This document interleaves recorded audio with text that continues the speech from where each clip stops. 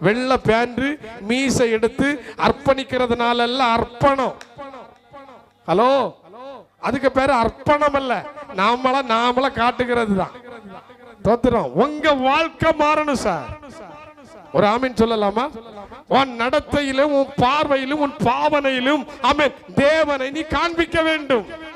எதிர என்ன சொல்றது புரியுதா இல்லையா? அதனால தான் ஆண்டவர் சொல்றாரு, நீ வெள்ளை அடிக்கப்பட்ட கல்லறையாய் இருக்கிறாய். வெளியில பார்க்கிறதுக்கு வெள்ளையாக பரிசுத்தவான் போல ஆமென் தேவதூதர்கள் போல பரிசுத்த வாட்டி போல தோத்திரம் பரலோகத்துல ஃபர்ஸ்ட் இடம் ஆமென் இவளுக்கு தான் என்கிறது போல நீ பாவனை பண்ணுகிறாய். உன் இருதயமோ ஆமென் கசப்பினாலே, வெறுப்பினாலே, அழுக்கினாலே, கவட்டினாலே, அவமானத்தினாலே, மற்றவர்களை பேசுகிற புறம்பான வார்த்தையினாலே, பொறாமையினாலே நிறைந்திருக்கிறது. வெளி அலங்காரமோ